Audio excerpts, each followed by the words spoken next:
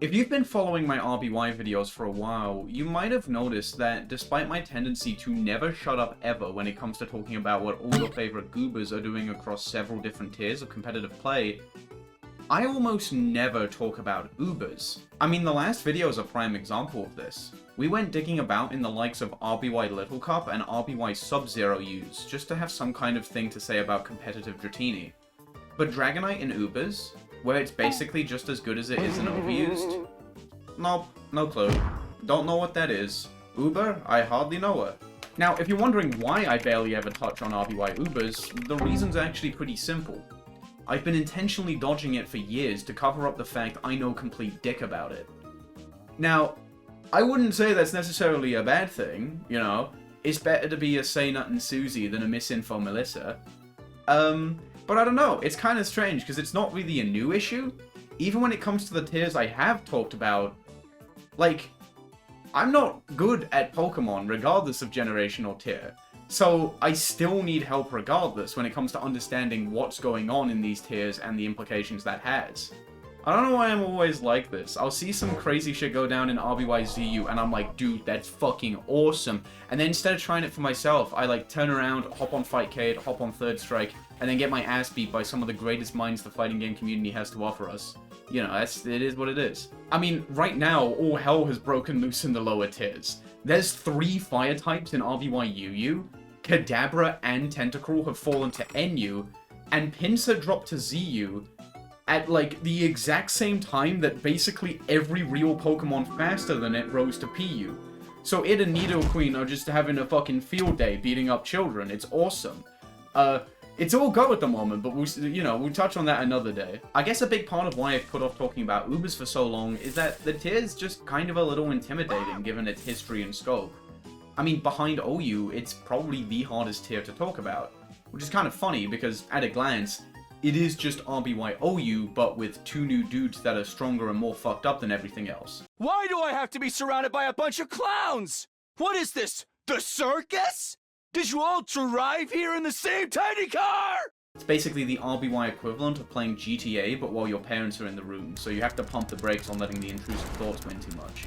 While the more niche picks in Ubers do tend to pop up more frequently than they do in OU, RBY Ubers features shockingly few Pokemon who are good in Ubers, but bad in OU, which is something you see all the time in later generations. I mean, looking at the viability rankings, sure, the order is very different compared to OU, but there's not a ton of new additions. Hypno is more real, I guess. Aerodactyl is technically here, but it's currently the worst it's ever been in Ubers. And I know you're all eyeing up Ditto right now, but they're basically here in a ceremonial role. Ubers Ditto is extremely fake. I follow absolutely no type of team composition. If you want to give orders, give them to each other. Don't you dare bring that shit to me. Still, I'm definitely not alone in being pretty unfamiliar when it comes to RBY Ubers. For a lot of you watching this, there's a pretty real chance that nearly all of your RBY Ubers knowledge comes from Reverend's video on it.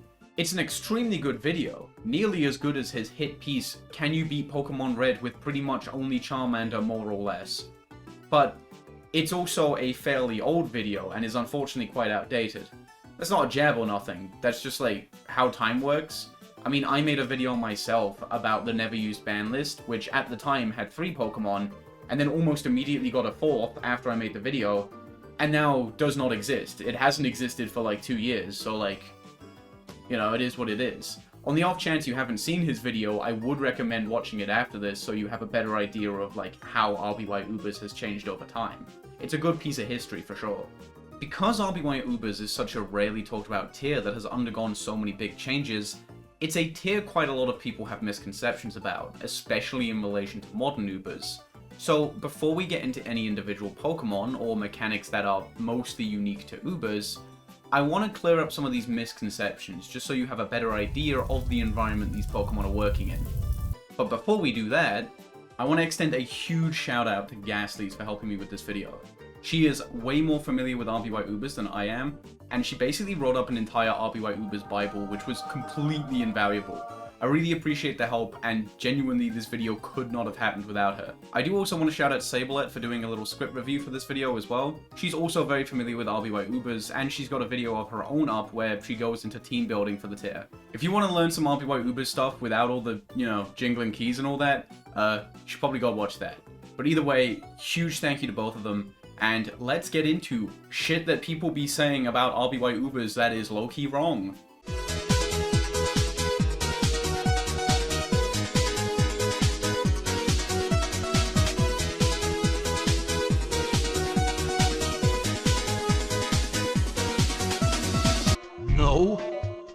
Mewtwo is the single best Pokemon in RBY. They are a completely mandatory addition to every serious Ubers team. They're almost certainly the most impactful Pokemon on both players' teams in any given game, and they're the melee character I spent an embarrassing amount of time being convinced would be the next Yoshi. It's also completely fine.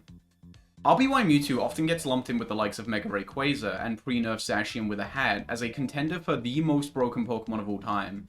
And you might be shocked to hear that it actually doesn't come close. RBY Mewtwo is much more comparable to something like GSC Snorlax. Both are the best Pokemon in their respective generations, but both have real counterplay. Mewtwo is much worse off when paralyzed and can never remove paralysis as rest is terrible on it, and thanks to RBY's use of stat experience as opposed to EVs, everything is as bulky as possible, so you're not mindlessly OHKOing everything even if it does get set up. And that's not even factoring coverage issues that stem from only running 2 attacks. There's a reason Mewtwo and Snorlax had several different viable sets they could choose from, each with their own strengths and weaknesses that you needed to carefully consider, while shit like Zacian Crowned was just like running the set that steamrolled the other team. And like, maybe you'd swap out 1 or 2 moves depending on what specifically you want 1-hit KO'd versus 2-hit KO'd. It didn't really matter, you didn't have to think about it a ton. Mewtwo and Snorlax are win conditions as opposed to win buttons. They're centralizing but still require intelligent play. Or something like Mega Ray just requires someone gullible enough to let you use it in Ubers against them.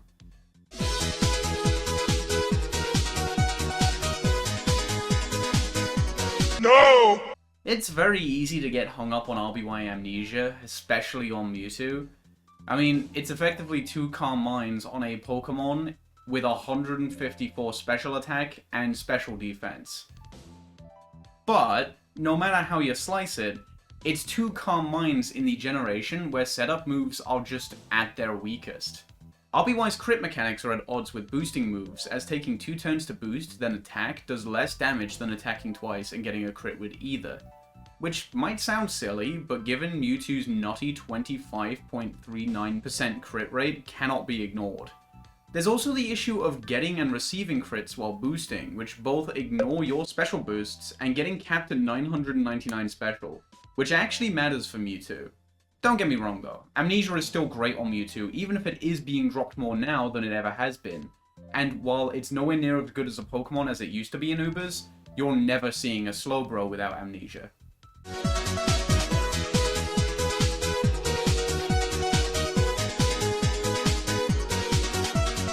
No! This was kind of true for early Ubers, but basically never happens now.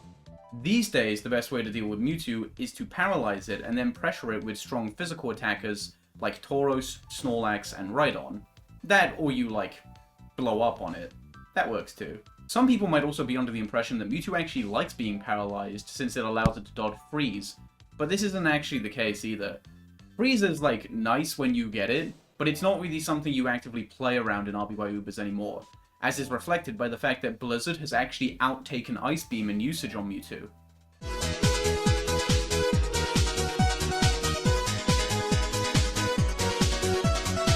You've got to be kidding. This is another thing that was kinda true in old Ubers that just doesn't really apply anymore. Modern Ubers is much more offensive, so there's not much of a place for PP stall. It's about as common as it is in OU, which is to say it's very niche.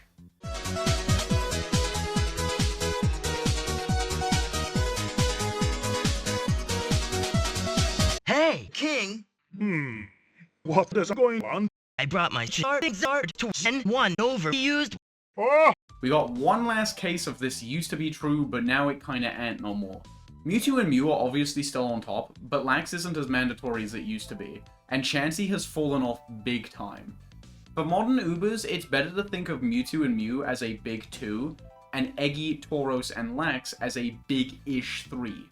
They're just not on the same level, but they're very clearly better than everything ranked below them. They're kind of on the level of Eggy and Starmie and OU, rather than a repeat of that tier's big 3.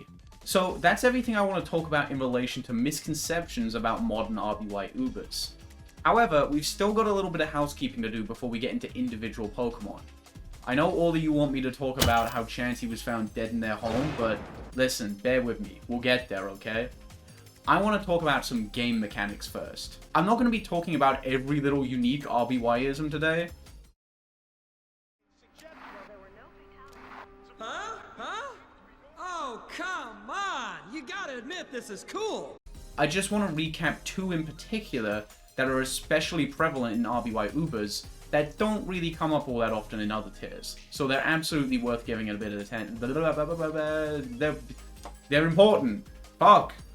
Wow, I can never say anything. I don't know. If your opponent either raises their stats with something like Swords Dance or lowers your stats with something like Leer or a Psychic Special Drop, the stat reduction gets reapplied. So in the case of Paralysis, your speed would go from a quarter of what it started as to 1/16. I've talked about this in other videos in the context of other tiers, but it is by far the most relevant to Ubers, due to how important paralyzing Mewtwo is, how common it is for 2 paralyzed Mewtwo to face off against each other, and the fact that both of the top 2 have boosting moves. While Rest does remove status, it doesn't remove the stat drops that come with them.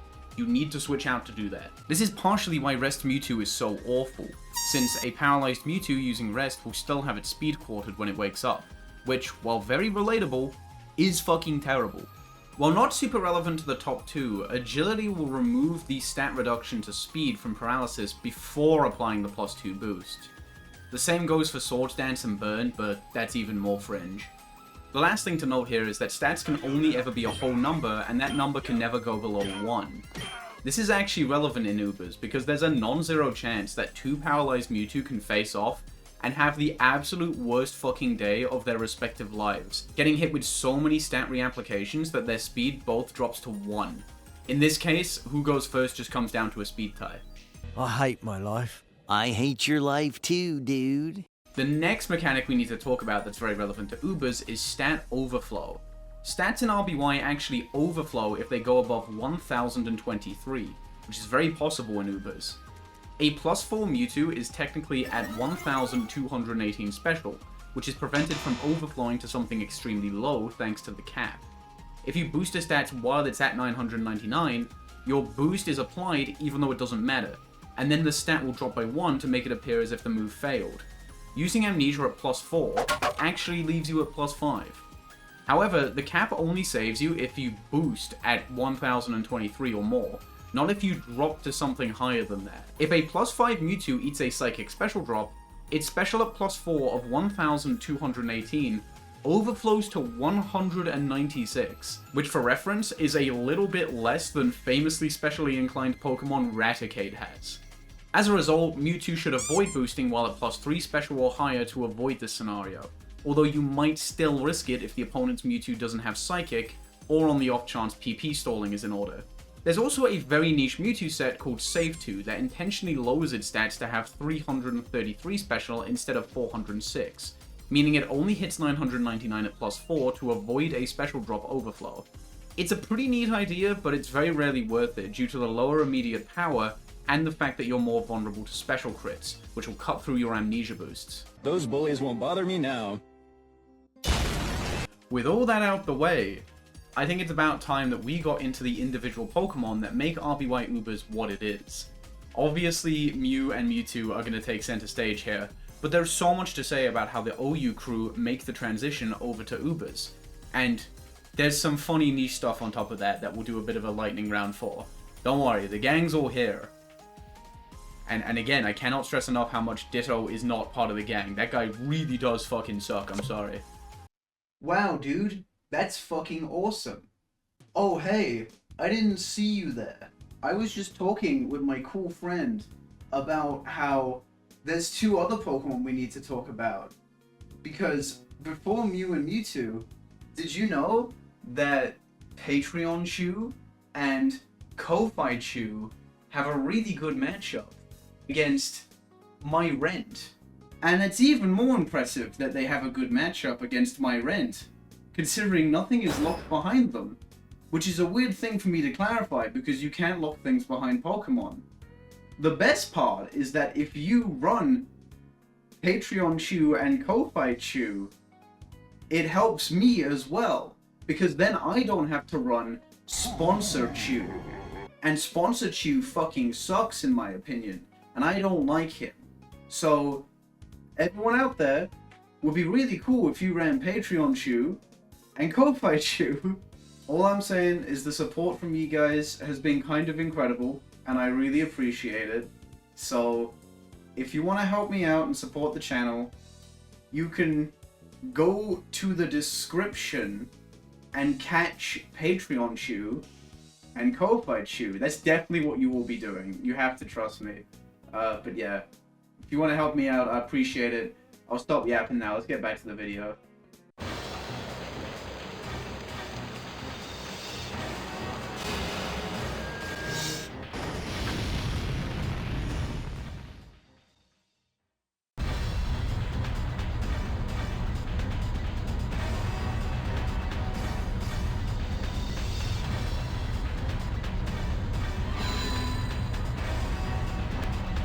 Mewtwo is undeniably the face of RBY Ubers, but as of late it's proven more than ever that it's actually a mon of many faces, since modern Ubers has shown an unprecedented amount of Mewtwo experimentation.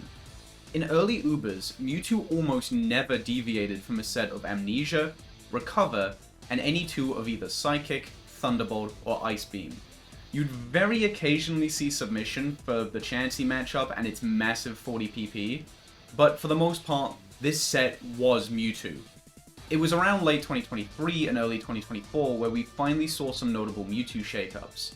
First of all was the introduction of a set known as Assassin Mewtwo, which ran Thunder Wave and Self-Destruct with the intention of paralyzing and blowing up on the opponent's Mewtwo, either killing it outright or severely crippling it, building the rest of your team to be less reliant on having a Mewtwo at the cost of being worse into an opponent's Mewtwo. While Self-Destruct only does about 50 to 60% to an opposing Mewtwo, this set benefited massively from Surprise Factor and old generation explosion mechanics.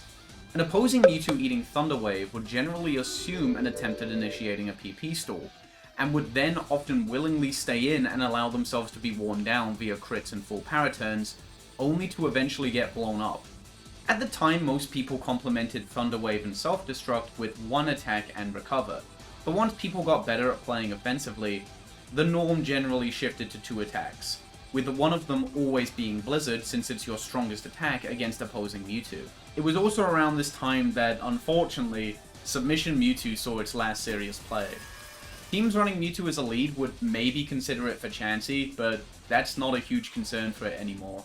Kind of a shame really, since RBY Mewtwo might fully unironically be the most iconic user of Submission, but it does make sense. Submission sucks ass. That's not a move you want to run unless you absolutely have to. In modern Ubers, Mewtwo is the most flexible it's ever been, with 4 consistently strong sets that you'll commonly see, those being Amnesia, Assassin, Support, and Barrier. The old Amnesia set with Recover and 2 attacks is still really good. Just one of many good options as opposed to a near mandatory pick. The most notable change to this set over time is that Ice Beam has actually taken a bit of a backseat to Blizzard. Ice Beam still sees plenty of play, but the extra PP doesn't matter as much anymore, so the extra power of Blizzard is much appreciated, notably letting you 2-hit KO Eggy and Zapdos without a boost. For a set that initially used Surprise Factor to its advantage, Assassin Mewtwo has actually only become more common over time, going from niche to a standard set. Plus, even if you can see it coming, Self-Destruct is incredibly scary because the fact that it ends the turn means that as long as it lands on a paralyzed Mewtwo, whoever clicked it, even if it doesn't kill, is at a massive advantage. It's not super obvious to a lot of new players why trading Mewtwo for Mewtwo is so good, but a 5v5 where your Mewtwo wasn't a win condition and theirs was is really hard to come back from. One interesting development that Assassin Mewtwo has seen as of late is running Blizzard plus Amnesia over 2 attacks. Plus 2 Blizzards are incredibly scary, and only opposing Mewtwo, Chansey, and Ice Resists can really tank them. You literally want their Mewtwo to come in against this set. Chansey isn't particularly common anymore, and ice resists like Cloyster and Slowbro have zero business switching in on Mewtwo until they're absolutely sure it's mono ice. Next up is Support Mewtwo, which kinda came to be as a bit of an offshoot of Assassin Mewtwo. In practice, it's kind of like Chansey if it worked out at both the gym and the library. Support Mewtwo usually runs Thunder Wave, Recover, and 2 attacks. This set is really good into Assassin Mewtwo, since if you both trade Paralysis, their Mewtwo is put on a timer while you've got access to Recover, so you can stay healthy. Oh dear, what is it? I've spontaneously combusted. Oh, I am sorry. Oh, it's quite all right. I've grown tired of living. Ah, very good then. The trade-off is that you're not great into Amnesia Mewtwo, since they can set up pretty freely against you since you don't have the threat of self-destruct. It's very cool. There's a bit of a rock, paper, scissors dynamic between these three sets. Lastly, we've got Barrier Mewtwo. In old Ubers, Barrier Mewtwo was a very niche offshoot of Amnesia Mewtwo that was explicitly intended for very defensive teams that were fully committed to PP stall. It completely died off with the shift to offense, but it's seen an interesting resurgence as of late. Since a Mewtwo with all of Barrier, Amnesia, and Recover is near impossible to kill, you can only really check it defensively. This was easy in old Ubers since you were basically guaranteed to have a Recover Mewtwo and Chansey to swap back and forth between to stall it out. But in modern Ubers where you might not even have either of these, checking this can actually be a tall order. In a weird twist, modern Barrier Mewtwo is generally reserved for the most offensive Ubers teams. Teams that zero in on eliminating this Mewtwo's checks by doing things like blowing up on Chansey or packing Thunderbolt on Tauros to deal with Cloyster and Slowbro. The goal here is to effectively make this Mewtwo unstoppable in the late game, since it typically only packs Ice Beam as its sole attacking option. You may opt for Thunderbolt since you can smack Cloyster and Slowbro and it has more attacking PP, but thudding into Rhydon and not being able to freeze potential checks is kind of tough. Basically, if the previous Mewtwo sets are Rock, Paper, and Scissors, Barrier Mewtwo is Gun. The catch is that the gun takes a while to load, sometimes you get crit and maybe you drop the gun, you've usually only got 16 bullets, and 2 or 3 dudes pulled up to the function with bulletproof vests, so you're gonna need help with them. These 4 sets are the core of what Mewtwo does in Ubers, and while they're all extremely good and important to the tier, there is some other stuff Mewtwo can play around with. Sets with both Recover and Self-Destruct can still put in work, Flash and Hyper Beam are situationally good, Fire Blast is a good option in the lead slot to tank Jinx, and while it's garbage now, even Solar Beam saw a little play as the sole attacking move on barrier sets, as Grass is a weirdly good attacking type in Ubers, and while it has the same PP as Ice Beam, because of the nature of Solar Beam, you're only spending 1 PP per 2 turns of stalling. Don't get any ideas now. This set was kind of cool, but it's complete garbage with the lower focus on PP stalling these days. It's still kind of notable as like the closest thing RBY Solar Beam has come to ever doing anything, but yeah, don't try it. That pretty much does it for RBY's resident grower and blower. But we gotta move on to the fucking Noah, and that's Mew. In a weird twist of fate given like what it is, Mew is actually quite a bit less versatile than Mewtwo in modern Ubers, having fewer viable sets. I am 30 or 40 years old and I do not need this. Well, which one? Is you 30 or 40? I don't know! Do you understand me? Also, Mew hasn't had as many recent developments as Mewtwo has. A lot of shit went down for Mewtwo in 2025, but a lot of big stuff for Mew went down in late 2023, early 2024. Still, what Mew does have is absolutely phenomenal, and we gotta talk about it. Even if it doesn't quite reach Mewtwo's highs, there's a reason Mew is still on every team, and is very solidly the number 2 pick in the tier. Swords Dance Mew has been the standard set for years, and while it's surprisingly taken a bit of a hit as of late, it is still far and away Mew's best set. In early Ubers, the standard set was Swords Dance, Soft Boiled, and any 2 of Body Slam, Earthquake, Reflect, and Explosion. Body Slam was preferred over Hyper Beam due to the slower pace of the metagame, making immediate power less of a necessity. The big shift for Mew occurred when people realized just how easily Mew sets up against a paralyzed Mewtwo, since it can use Soft Boil to fish for full para turns and then boost the following turn safely. The 2 mons had a really interesting dynamic due to Amnesia not affecting Mewtwo's physical defense and Mew being unable to boost on the special side, but in this scenario the matchup was extremely skewed. Initially people outsourced their paralysis spreading to Chansey for this, but over time people started to run Thunder Wave on Mew itself. This was before Thunder Wave was being seen on Mewtwo, so Mew wasn't risking getting paralyzed in return, and you saved a turn by not having to switch between Chansey and Mewtwo. Sets doing this were stuck with only a single attack, but this wasn't super detrimental. You'd pick Body Slam or Earthquake depending on if you were willing to get walled by Rhydon and Gengar or Zapdos, and you'd team build and play accordingly. It was also around this time that Hyper Beam started to be used over Body Slam on sets with more than one attack. Reflect fell off while Explosion remained popular, and Soft Boiled went from mandatory to occasionally dropped in favor of Explosion. Funnily enough, it was around this point in time where the idea of Mew potentially being better than Mewtwo actually saw a little serious discussion, primarily due to just how meta-defining Thunder Wave Mew was. It didn't completely catch on, but like, it was an opinion that people good at the game could have and not be laughed out of the room for, which is an absolute testament to just how powerful Mew was at this time. Unfortunately, this idea got shut down completely with the rise of Thunder Wave Mewtwo, since Mew could no longer get free setup against opposing Mewtwo, and there was more paralysis going around in general since people realized how important paralyzing Mewtwo was, and Mew just kind of got caught in the crossfire. It was definitely a bit of a hit, but not enough to stop Swords Dance Mew from being absolutely phenomenal, and it's still Mew's most used set, typically either running Hyper Beam, Earthquake, and Soft Boiled, or Thunder Wave, Explosion, and one regular attack, depending on if your team needs a mid-game wall breaker or a late-game sweeper. While Swords Dance Mew still tends to be the best Mew set, it's not the only thing it has going on. As Thunder Wave Mewtwo rose in popularity, people began to experiment with Support Mew. This set passes on Swords Dance, instead running Soft Boiled, Explosion, Thunder Wave, and one attack.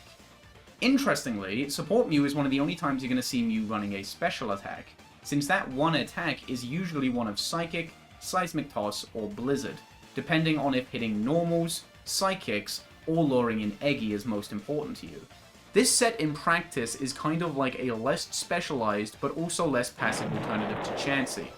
The lack of SD does hurt, especially on one of the most historically offensive mons in the tier, but these days you can afford to take a more defensive approach with Mew by pairing it with strong offensively inclined teammates like Tauros, Eggy, Zapdos, and Cloyster, over more passive picks like Chansey and Slowbro.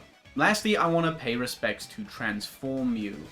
This set unfortunately has not survived the passage of time, but I do want to briefly talk about it just because it's one of Mew's only old alternative playstyles, and like, dude, it's fucking Transform, that's awesome. When the fuck else am I gonna get to talk about this? I've already made fun of Ditto like twice, they're not invited, I fucking swear. This set consisted of Thunder Wave, Reflect, Soft Boiled, and Transform. On top of copying the opponent's stat boosts, using Reflect before transforming still let you keep the defense buff while transformed, which was potentially very abusable. Transform has lots of strange quirks in RBY, many of which are unfortunately detrimental. Copying stat boosts works the same as it does today, but in RBY you also copy stat drops that come with paralysis and burn, even though you don't actually copy the status itself. You also keep Mew's crit rate of 19.53%, which is nice against slow Pokemon, but a slight shame against Mewtwo. What was a real shame against Mewtwo in particular is that any crits you deal and take are being calculated with Mew's base stats. So even outside of the fact that any crits you eat are going to ignore your Reflect boost and your Amnesia boost, the Mewtwo will do more damage to you with crits than you will do to it, because you've only got a special stat of 100. Now that I've got the two Ubers exclusive mons out of the way, I'm going to move my way down the current viability rankings and talk about how the lower tier Pokemon impact RBY Ubers. These Pokemon won't be getting as much individual focus. Unlike Mewtwo and Mew, they just don't really need the same kind of introduction and individual analysis. Like, you know why these Pokemon are good already, so it's a lot more time effective to focus on how they change in the RBY Ubers landscape. There's still plenty to say, but if you were looking for me to remind you for the 50th time that crit Tauros Hyper Beam very good, shit, I'm sorry buddy, that's not what we're doing. I've already touched on how Eggy, Tauros, and Snorlax make up a kind of big-ish 3 just below Mewtwo and Mew, but there's actually more to that than these just being the 3rd, 4th, and 5th best mons in the tier. These guys have been consistently great throughout all of Ubers. The lowest any of them have been ranked in recent years is Eggy at 6th in 2021. And that's less due to any fault of Eggy and more due to Chansey still being seen as a top pick at the time. In the creation of the 2025 VR, Not a single submitted VR had any of these three below 5th, resulting in a massive jump in average rankings going from 5th to 6th, with Snorlax at 4.36 and Cloyster at 8.14. This is actually kind of unprecedented. Even in RBY OU, when it comes to submitting personal VRs, the occasional top player will do something like sneak Chansey or Eggy out of the top 5, even if their spot on the final viability ranking doesn't really reflect that. I will be talking about these mons in the order that they're ranked, but as you've probably guessed, they are extremely close in terms of viability. A good player could put these three in any order, and it wouldn't be an outlandish take. A little heads up to new players though. You probably shouldn't run all of the top 5 on the one team, as you're stacking a lot of mons with a vulnerability to ice attacks. It's definitely viable, but if you're new to Ubers, you're probably better off running something safer. First up, we have Exeggutor, and I'm not gonna lie, this is a really funny Pokemon to start on, because I have sunk so much time into emphasizing how Mew, and especially Mewtwo, have diversified over the years, now having several viable sets. But Eggy's just built different. Despite the fact that in RBY OU, Exeggutor has a lot of viable options, in Ubers, it has exactly one set with 4 completely mandatory moves that you cannot afford to drop. Psychic and Sleep Powder are a given, of course, but it absolutely needs Stun Spore and Explosion to threaten Mew and Mewtwo respectively. This might sound like a bad thing, but it actually doesn't matter a ton. Exeggutor has a fantastic matchup into Mew, since Mew running Earthquake as their only attacking move will do very little damage to it, and Eggy is tanky enough that it can still get off Para and Boom in the face of boosted normal attacks. People will often hold off on switching Mew in early game, specifically to avoid this matchup, as it invites Eggy in pretty freely, and it can very easily fire off a Sleep Powder. The matchup is so bad that on rare occasions, Mew may run Blizzard almost exclusively for Eggy, which leaves you with a much less effective Mew on the whole, even if it can help in a few other matchups. It's also worth mentioning that since recording this video, Blizzard Mew has seen a bit of an uptick, while Psychic appears to be the new worst option for support Mew, primarily due to how ineffective you are against other Psychic mons. Eggy also used to be a good check to Mewtwo without ice coverage, but this kind of Mewtwo is pretty rare these days, so it's a bit shaky. Put your head between these 2 restrained logs and win a free hat. Well, that's a no-brainer. Come on, you fat... Eggy has greatly appreciated the shift to offense in modern Ubers. Every single team needs a sleeper, and with Chansey's massive decline in usage, Eggy is filling that role better than ever. The focus on paralyzing and exploding on Mewtwo also suits it fantastically, as it's the only good Pokemon besides the top 2 packing both consistent paralysis and explosion. Unlike Snorlax and Chansey, the other 2 members of RBY OU's iconic Big 3, Tauros has never been considered mandatory at any point in RBY Ubers, so it's really funny to see it ranked above both all these years later. Because there's less pressure to keep your Tauros healthy in RBY Ubers, it's played much more offensively, and it's even one of the tier's more common leads. The standard set of Body Slam, Hyper Beam, Earthquake, and Blizzard is still really strong, but while in OU, deviating from this is quite rare, in Ubers, it's a lot more viable. Stomp is pretty legit in the lead slot, as it's really good into Jinx. The flinch chance makes it harder for it to get Lovely Kiss off, and lead Jinx sometimes intentionally lowers its own defense so it can OHKO Tauros with a countered Body Slam, which Stomp shuts down. Leer and Tail Whip are also really good, especially into paralyzed Mewtwo. Either you deal more damage to it yourself, the reapplication gives you the jump on it even if you're also paralyzed, or other physical attackers can finish it off or force it out. Thunderbolt also has a place thanks to the rise of Cloyster, actually being Tauros' 4th most used move ahead of Blizzard at Ubers Premier League 13.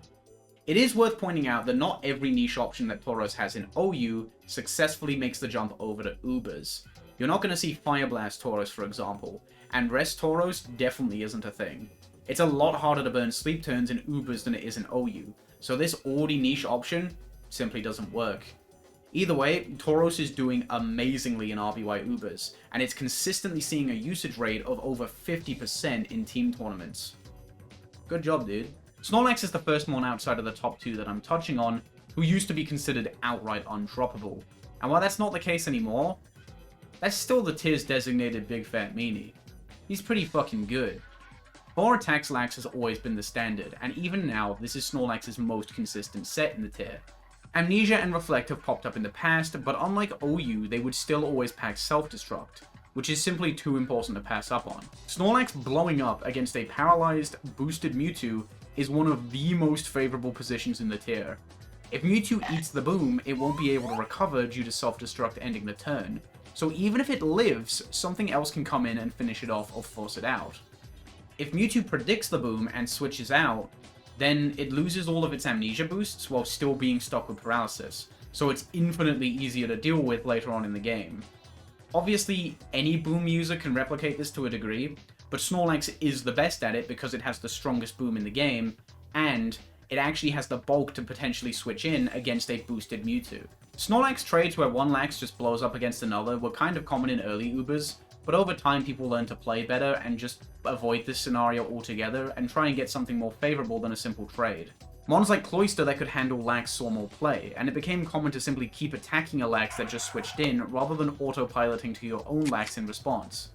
So Lax is really good into a paralyzed Mewtwo thanks to its high bulk and self-destruct, but the more offensive landscape of modern Ubers is actually very slightly unideal for it, because it's a lot harder to get away with stacking multiple slow Mons. Teams running something like Cloyster and Rhydon may consider dropping Lax for something faster, as do teams that would previously run all 3 of Eggy, Tauros, and Snorlax, potentially swapping Lax for something that can tank ice moves.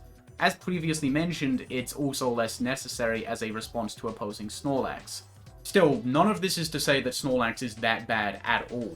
It's still amazing. It's more so to get across that Snorlax is closer in viability these days to Eggy and Tauros than Mewtwo and Mew, which hasn't always been the case. Also, hey, it wouldn't be a video that took way too fucking long to make without Big Yellow from the future having to chime in to address some stuff that went down while the video was happening, and Snorlax is definitely our main offender for that.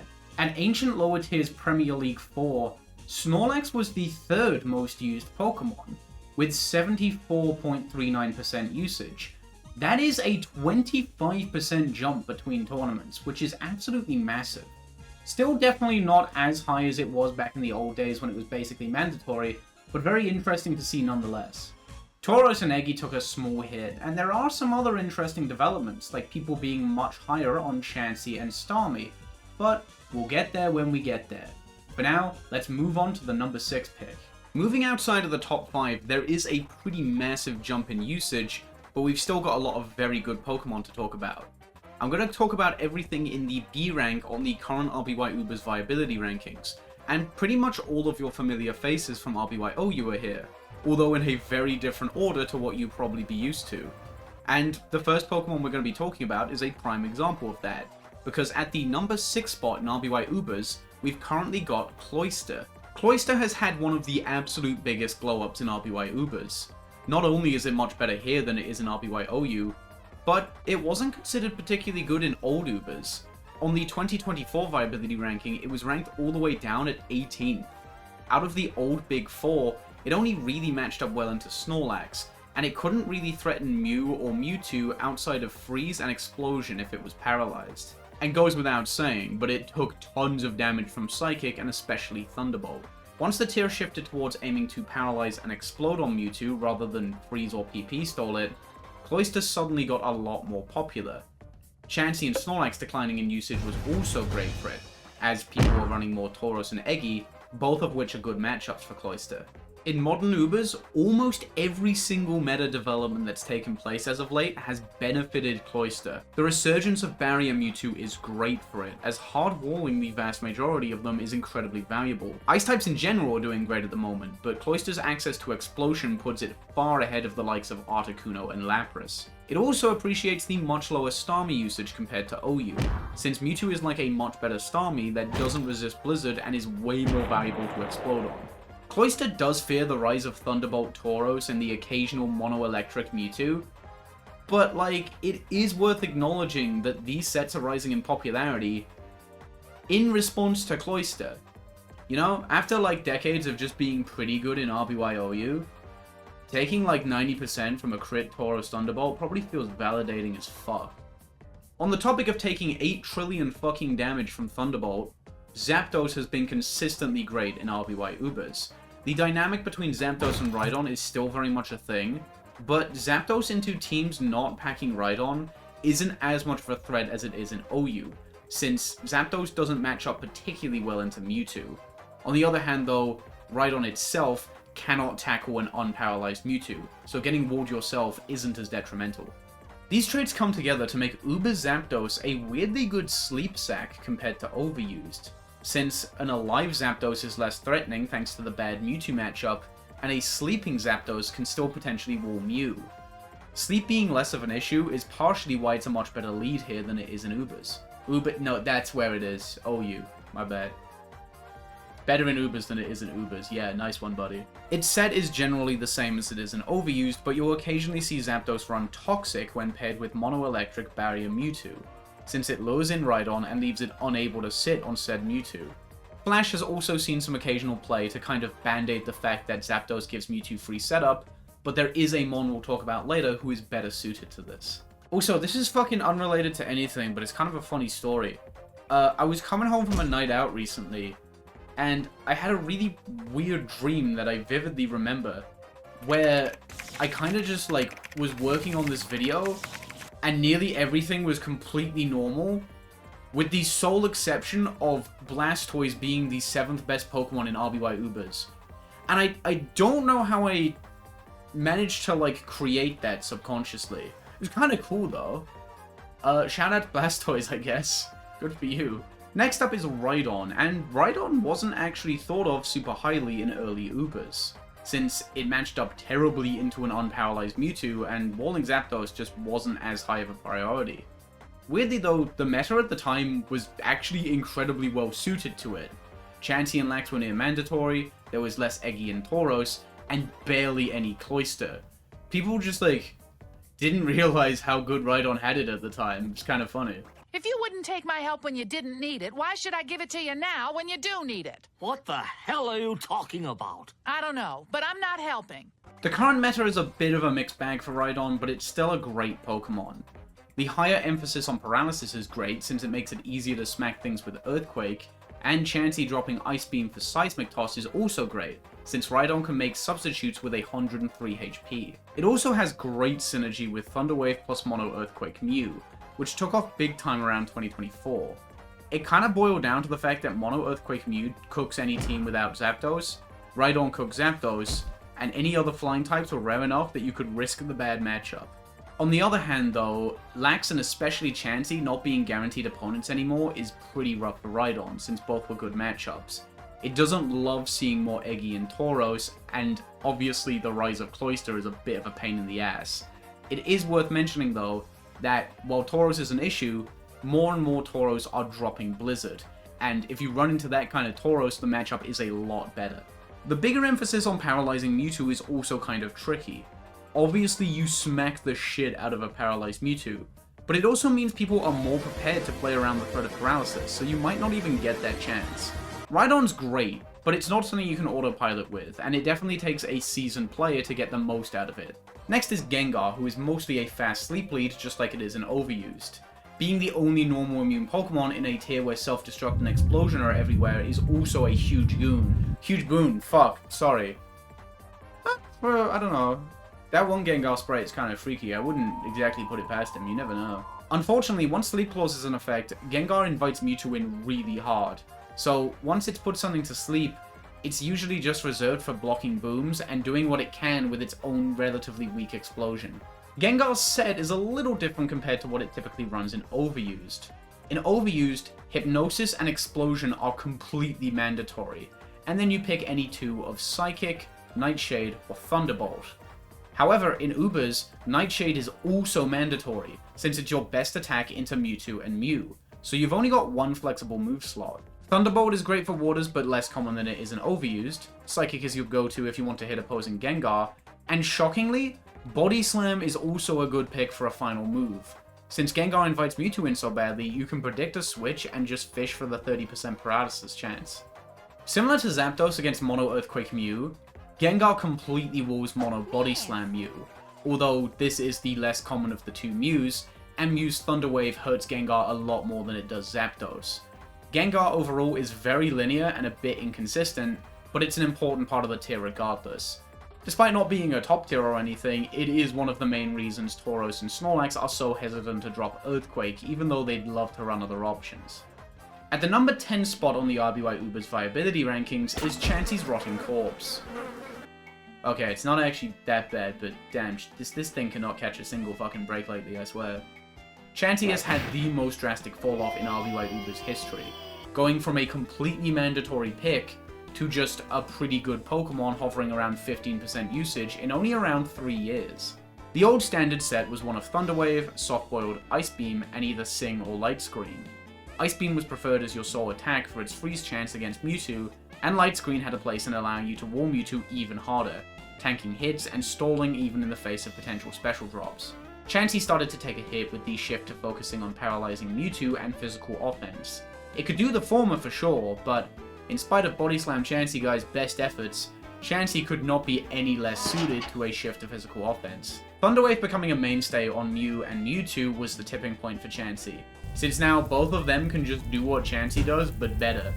Mew especially being able to fit Explosion on its support set is such a massive upside compared to running Chansey, whose biggest issue by a landslide is how passive it is. Chansey these days runs Seismic Toss over Ice Beam now that Freeze is less integral to stopping Mewtwo. But more importantly, if you're running Chansey in modern Ubers, you are always packing Sing, since access to sleep is one of the only things that Chansey has that the top two don't. I have kind of been talking about Chansey like it's completely washed. A lot of Ubers players do, admittedly, but this is not because it's actually a bad Pokemon. Just a testament to how far it's fallen, and more importantly, because it's really funny. Chansey still has a really valuable niche as a hard wall to any Mewtwo set not packing Psychic. It can stall out Barrier Mewtwo, and while Blizzbolt Mewtwo has very few serious flaws outside of the Chansey matchup, said matchup is so atrocious that Mewtwo needs to very seriously consider it. Like in Overused, Jinx is a dedicated sleep lead, and it's a good one at that. However, its matchups are pretty different compared to OU, due to different mons in the lead slot and differences in the sets they run. It's good into lead Eggy and the occasional Hypno since it outspeeds both. Mew is also a good matchup since even though you're slower, it needs to blow up to deny you sleep, which is an awful trade unless they're running their own Jinx in the back, hoping you'll send in Eggy or Mewtwo after the explosion. This is really good if it works, and one of back Jinx's biggest selling points, but blowing up against Jinx might be a bit of a tell. Zapdos is also a good matchup, but a little scary. Zapdos hates eating Blizzard or Lovely Kiss, but you do get outspared, and dying in 2 drill pecks if it crits with either is a very real possibility. Mewtwo is good on paper, but a lot can go wrong. Lead Mewtwo often packs Fire Blast specifically for Jinx, and if that crits or you miss Lovely Kiss, you're completely boned. However, Mewtwo eating Sleep turn 1 is obviously extremely bad for it. Lead Tauros is usually a losing matchup. A crit Body Slam can just kill you outright, and Stomp does good damage while making Lovely Kiss much harder to land. There's nothing wrong with lying to women. Right. Right? Mm-hmm. Or the government. Right. Or your parents. Sure. Or God. Right. All right? Yeah, but what if they figure out that you're a liar, you know? What, women? Sure. Then who needs them? Lie to men. Unlike OU, Jinx cannot run rest in Ubers since burning sleep turns is even harder. It usually opts for Body Slam or Counter in its 4th slot. As of late, many Jinx actually drop Psychic to run both of Body Slam and Counter, which sounds pretty absurd, but for the Ubers landscape, it's a perfectly fine option. Body Slam lets you potentially land Paralysis on a Mewtwo coming in after you've slept something, just like Gengar, and Counter lets you potentially turn the Tauros matchup around, since if you lower your defense to 154, you'll always one-hit KO it if it lands a non-crit Body Slam. Tauros can go for the funniest read of all time here though, since if you do lower your defense like this, its Hyper Beam is actually favored to one-hit KO you once you factor in crit chance. There is also obviously the issue with Stomp Tauros, and doing this makes you worse against Zapdos since it's now much more favored to kill you in 2 drill packs. Next is Alakazam, who is unfortunately quite a bit worse off in Ubers than it is in Overuse due to competition from Mewtwo and Mew. Mewtwo is just kind of 1-for-1 a better Alakazam. And while Alakazam does obviously have some stuff over Mew, Mew is just kind of like the better Pokemon by a long shot. Mewtwo and Mew being on every Ubers team is also kind of annoying for Alakazam given its mono-psychic coverage. Alakazam still has a key role as a fast paralysis spreader, as taking on this role itself opens up Mewtwo and Mew to run more offensive sets. It often does this as a lead, and while strictly worse than Mewtwo in this role, Keeping your own Mewtwo safe in the back is valuable. Surprisingly, Kinesis of all things has become quite popular on Ubers Alakazam, something it wouldn't fucking touch with a 10-foot spoon in RBY OU. Kinesis lets you stall out Amnesia Mewtwo, since Zam can take 999 special Thunderbolts and Ice Beams fairly well, and heal off the damage with Recover. Mewtwo needs to hit 4 or 5 attacks through Paralysis and lowered accuracy in order to kill Zam here, which is absurdly unlikely. Blizzard will make this harder for Alakazam, but the odds are still in your favor given the 10% miss chance and the lower PP. If Mewtwo switches to remove the accuracy drops, then it also loses its Amnesia boosts while still being stuck with Paralysis. And even if Mewtwo doesn't switch to remove the drops, since Zam is usually paired with setup variations of Mewtwo and Mew, it becomes much easier to set up against for your own Mewtwo or Mew. This set is even better against Barrier Mewtwo, since that set is so hard to stop once it's set up, that, fully unironically, Kinesis stalling is one of your more consistent answers to it. It's also nice since that set never has Thunder Wave, and Kinesis Alakazam needs to dodge Paralysis in order to stall effectively, since it needs to be able to consistently recover, and Kinesis' 80% accuracy is problematic enough as is. This set is really novel, but it's not great into a Mew with Thunder Wave, since the whole point of this set is to stall out Amnesia, and like, it's not great if Mewtwo doesn't even have the move. In this situation, you'd probably just trade Paralysis and call it a day, which, honestly, that ain't bad. As silly as Kinesis Zam might seem, it's very real and has even seen a little bit of tournament success. I mean, at Ancient Lower Tiers Premier League 4, it actually got clicked more than Alakazam's Psychic. And by that I mean once, yeah, Psychic did not make a single appearance. No one was in a rush to click that shit. Next we have Slowbro, another Pokemon who has unfortunately fallen off dramatically over time. It was a contender for top 5 around a decade ago, and even up until 2025, it was ranked in the top 10, although now it's fallen all the way down to 13th. Slowbro's claim to fame is that it's the single best answer to Mewtwo sets that don't pack Thunderbolt. Back when nearly every Mewtwo was Amnesia plus 2 attacks, Slowbro was like the main reason you'd run Thunderbolt, and honestly even now that's kind of true. Unfortunately, if Mewtwo does have Thunderbolt, Slowbro gets completely dumpstered. Even boosting to +6 doesn't matter since a crit Thunderbolt OHKOs Slowbro. It's also decent into Mew, thanks to the fact that it has good physical bulk and always runs Amnesia and Thunder Wave, meaning it can threaten all 3 of Paralysis, good damage, and stat reapplication. Slowbro struggles in modern Ubers since it's the first one we've talked about that is forced to rely on rest, which gives up tons of momentum in a very fast-paced and offensive metagame.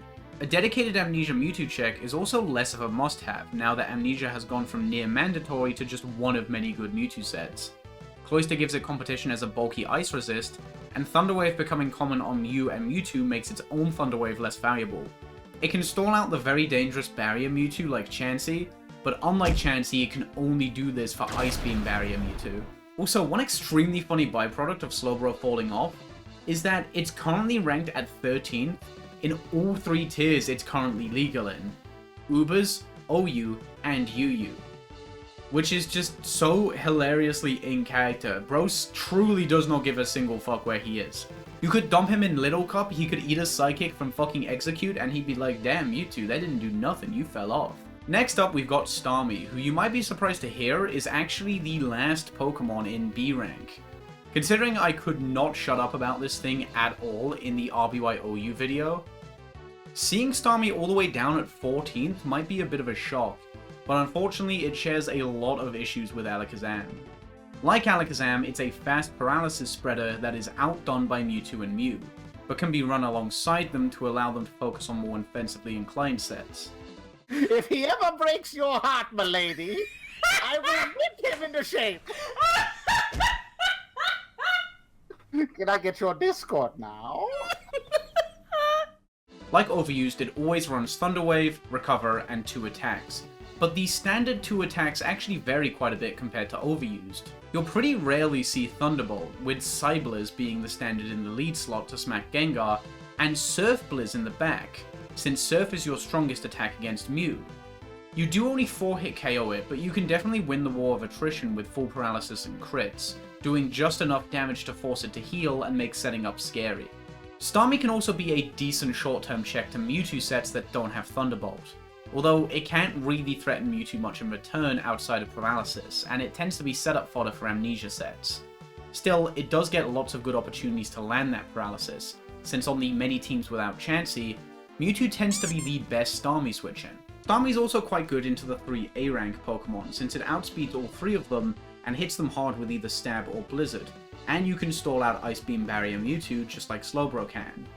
While you might be surprised at how low Starmie's ranked, it's actually quite likely to rise in the future, as recent meta developments have been really favourable to it. It shuts down the occasional Articuno, Chansey falling off and Cloyster rising in popularity are both great for it, as is the rise of Mono Ice Barrier Mewtwo, although that set could fall off over time. Yeah, this is one thing I forgot to mention about Barrier 2. It's really fucking good, but it is by a long shot the most disliked Mewtwo set. People fucking hate that thing, so they are prepping to deal with it big time. We'll see where it goes, but yeah, it's not looking good. So, now that we've wrapped up the RBY Ubers B rank, we're kinda gonna move on to the C rank. Listen, I know I'm the last person to pass up talking about the silly niche shit in the tier. You tell me that, like, Pincers managed to scrape the E rank in RBY OU and I'm fucking bouncing. But, considering how long this video has gone on for already, I think we're just gonna do a bit of a lightning round for some of the most interesting niche picks in RBY Ubers. I will be skipping quite a few mons here, mostly ones that are, like, unremarkably okay, such as Lapras and Persian, or ones where you can basically figure out exactly what they're up to. Oh, Victory Bell and Dragonite, oh gee, I wonder. There's also some shit mons below even the lowest ranked mon I'm going to be talking about here that I simply don't have time for.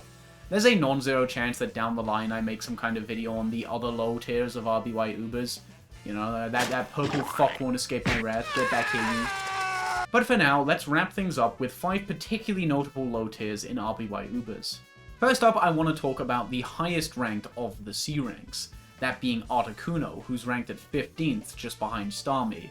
Articuno was considered pretty bad in old Ubers, since it thudded into Amnesia, Mewtwo, and Chansey, but recent metagame trends have actually been quite favourable for it. It saw some play in response to the rise of Mono Earthquake Mew and Rhydon, who either couldn't touch it or it killed, and it hits all 3 of Tauros, Eggy, and Lax extremely hard. Starmie being much less prevalent compared to OU, and the general decline of Slowbro is also great for it, although it does hate the rise of Cloyster, and more people prepping for Mono Ice Barrier Mewtwo indirectly hurts it too. Overall, Articuno has gone from being outright bad to managing to pull its old shtick from RBY OU, of being arguably the best bad mon in the tier. And who knows, if it plays its cards right, it could just be the worst good Pokemon in the tier. Next, we finally need to address the yellow dog in the room.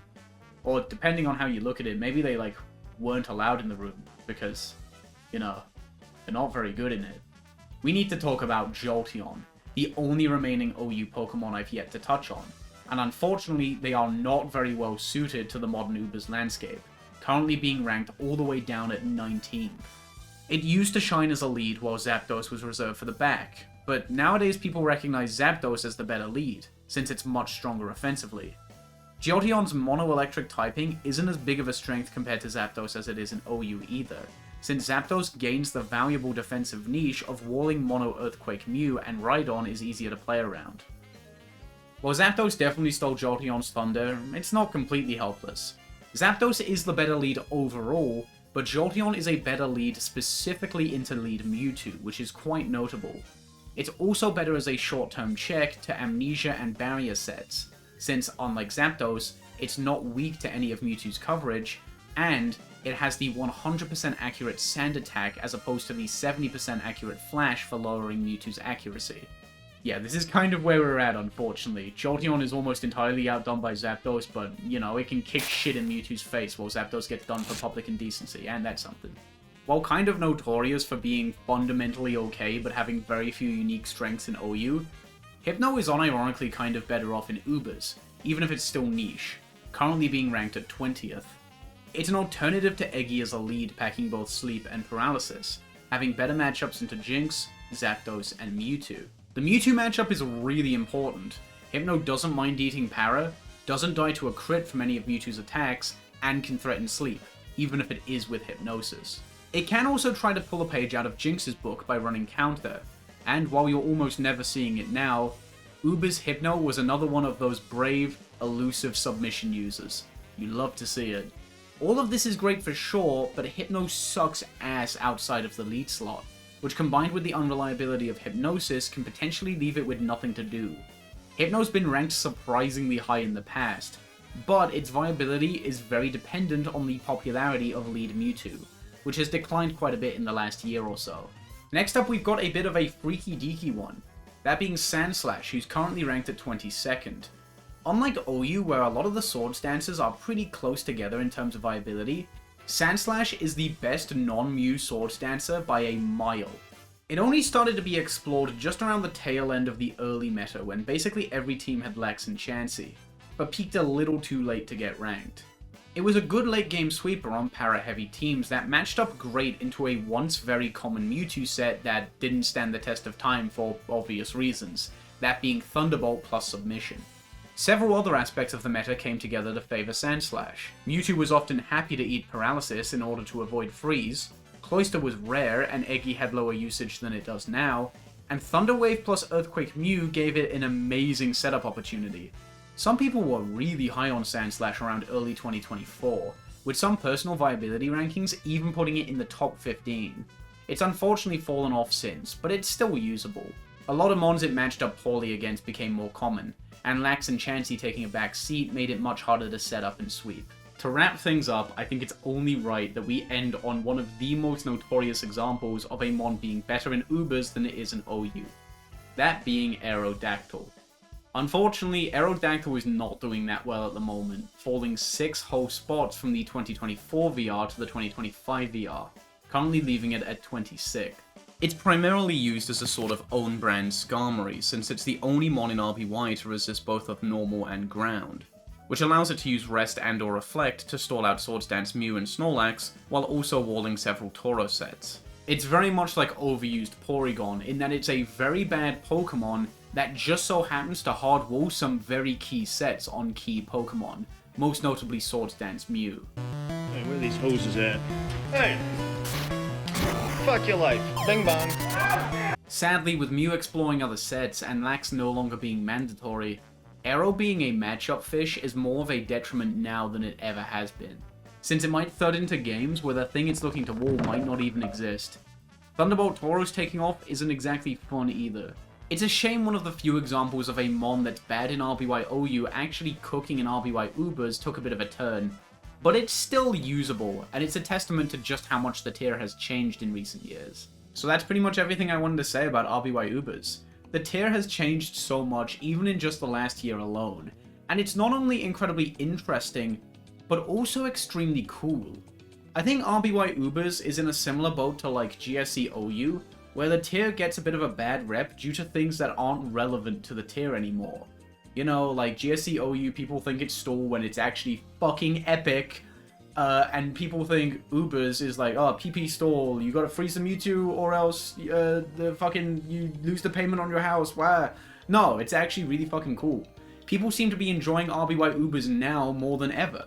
It's a very offensive and very fun tier, and that's partially why people really disliked Barrier Mewtwo. It was bringing back a bit of that old Ubers stink that people really don't care for the most part. But, yeah, the tier's kind of fucking awesome now, so I recommend you give it a shot. You know, maybe mess around with some of the silly niche picks like Aerodactyl. Actually, fuck Aerodactyl. I fooled you. I fooled you. You thought we were gonna end the video on Aerodactyl. Aerodactyl is chudded and a loser. He doesn't deserve it. Ubers Winter League 3. Tournament that happened. How many times was Aerodactyl brought? 2. How many games did it win? None. 0. Zilch. Bomb Pokemon. Could not do shit if it fucking tried. You know who was brought once to Uber's Winter League 3? I forgot what it was about. You know who got brought to Uber's Winter League 3 and won the one game it was brought to?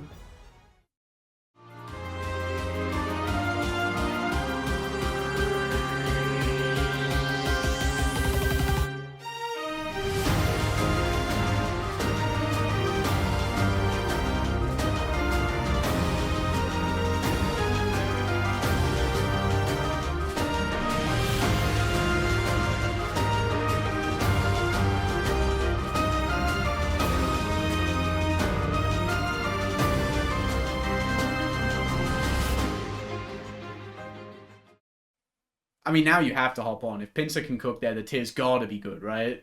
Well, the video is over. Thank you so much for watching, and as always, a big special thank you to all of my Patreons and channel members. This video took too fucking long to make. I've been pretty open about that. I am not super happy with my upload schedule right now. I do plan to work on it. But I cannot stress enough how much it means to me. Like, how great the financial support from all has been. It's absolutely unreal. Like, this stuff, even if it takes longer than it should, it's pretty tough. I do worry sometimes about how sustainable it is. And, like, especially in, like, a day and age like now where it feels like every other fan base just wants the creator fucking, like, burnt at the stake for not making exactly what they want. The fact that y'all are willing to support me while I am, like, knee-deep in the editing mines for a month at a time, shit, it really does mean so much. I do want to do more with the Patreon. I have some plans. I'm not going to lock anything significant behind it, but I'm thinking, like, maybe a little director's cut where I just fucking watch this video back and talk about some of my creative decisions could be fun. But, yeah, we'll get there when we get there. Thank all of you so much, all the Patreons, all the channel members, all the people who've donated to my Ko-Fi, and, like, everyone who chipped in during the subathon. It's been such a massive factor in keeping me afloat through all of this, and shit. Thank you. I'm gonna keep making cool stuff, and hopefully I'll be faster. Bye-bye.